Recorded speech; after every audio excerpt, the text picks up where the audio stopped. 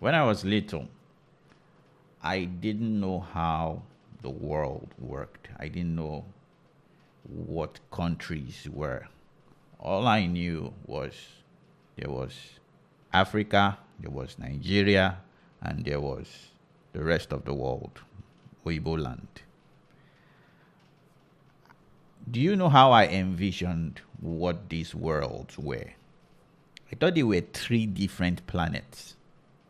I did not think they were lands separated by distance. That's not what I thought. I didn't know we were all in the same globe. I thought, oh, one planet goes to meet another planet, another people from one planet goes to meet another planet. That was how my little mind was functioning. How old was I? I think I was about 6, 7 then. I did not know what separated countries. I just thought there were three different spheres. The first time I actually knew something about maps was France 98, the World Cup. I saw a country called France hosting the World Cup. And I'm like, what is France? Where is France? Then during their presentations, they give a glimpse of where France is. Then I'm like, this looks interesting. That was when I discovered maps. And for the first time in my life, I actually drew the map of the whole world. I didn't really understand the vast distances between countries, but the main thing is I could see different countries. The second aspect of seeing a map was also discovering 101 Dalmatians. That was where I discovered London. I didn't know what London was or where London was. That movie, or people will say it's cartoon nowadays, but when it came out, it was a movie. That was where I saw London, and I was intrigued. I'm like, wow, so this is London. Then other presentations in media showed me different aspects of the world. See how that small imaginative mind separated something into different spheres. But that was how my mind worked. I didn't know what was outside. It was even a shock to me when I heard that people don't use the naira as currency. I was like, what did they happen? People don't use naira. What do they use? They say they have their own currency. Information wasn't all that available then.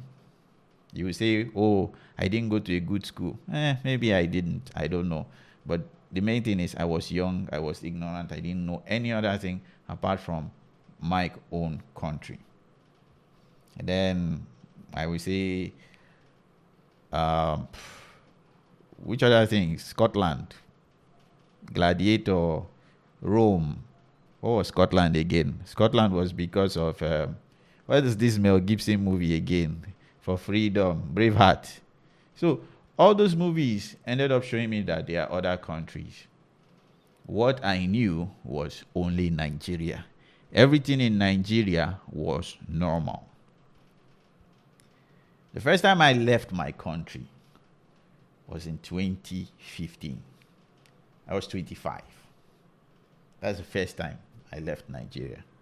And the first country I went to was Ghana. Seeing, because the way I felt other countries would be is like, it's spectacular and wonderful. I'm not saying there's no spectacle there is, but it's not as as I expected. It was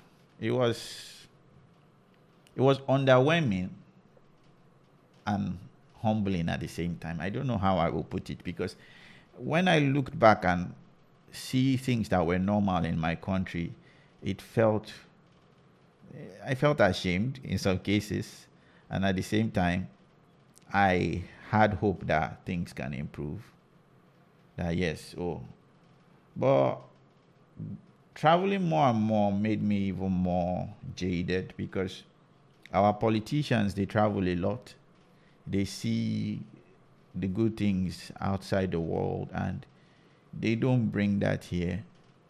I remember coming back from Was it Ghana? I think Ghana or another country. And our airport was smelling like urine and stockfish. If you don't know what stockfish is, I think it's cod that is freeze dried. What the Norwegians and the Icelandic people, what they do, how they preserve their fish. That's how it smelled. It was bad. And I was ashamed. I was ashamed. I think it was 2018 when I was coming back from Ghana to Nigeria. I was very ashamed. But luckily, I got the opportunity to also visit more countries. I visited the UAE in 2019. Visited Switzerland for the first time in 2022. But regardless, I saw that we were way, way, way back. And it's almost as if our leaders wanted us to be ignorant or to be where we were without also growing. I'm not sure if it's intentional or if it's not. Regardless, I'm not here to point blames. But the main thing is, I don't think our problem is outside. Nigeria has issues. I know external factors try to also get resources from us. But in the end, we are the ones that are responsible for everything that is happening to us. If I wish to go and buy something from my neighbor and I'm able to see that he's willing to give me that thing at a discounted price, I will take it. I will take it. I need to feed my own family. But now scale that to a countrywide. If the British can pay us money and get oil out of us, they will do it. How Nigeria takes care of Nigerians is none of their business. And I don't think we should care what they think. We should bring our energy back home and pour that frustration here. All this is to say, you cannot really understand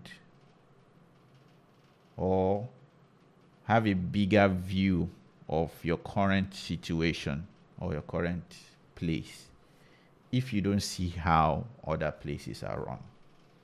So this is not a Nigerian rant. This is wherever you are.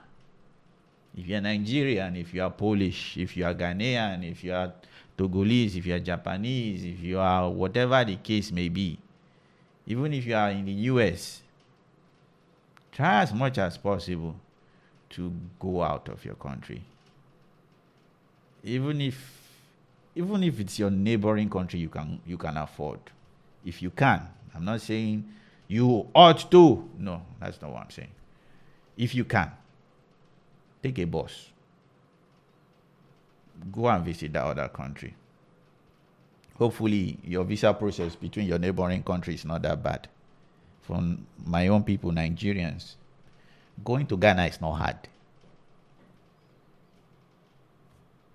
It's not hard. You can save for it. You can do it. You can just go and come back. Pay for hotel and come back. Or you go to Togo. It's Togo or Benin, very easy to go to. Plan it, you can do it. But it helps you to see that there is something beyond my current geography. I'm not a globalist. I don't believe in borderless countries and all those things. But it helps you to also appreciate where they are and their own culture and different kind of things, and critique your own culture to say, okay, what are we doing wrong, or what can I change in myself to imbibe the better culture that these people have? And also try your best not to take the bad culture that they have and bring into your own self.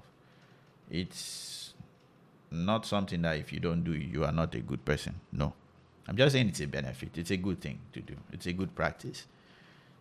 Visit at least one country close to you. You don't have to do what every other person is doing. And for the people who know that come rain, come shine, I will never leave this country because of my current situation. Have you at least left your state or your region or your province? Leave that province, go to somewhere else and check out what is happening outside your locales. And you end up discovering things that you will end up liking or things that will make you a better person. So that's my rant for today. I hope it blesses you. And you end up seeing that there is more things that you don't know, and things that are actually wonderful, things that are actually pleasant. Yeah. Either ways, see you on the next one. Bye-bye.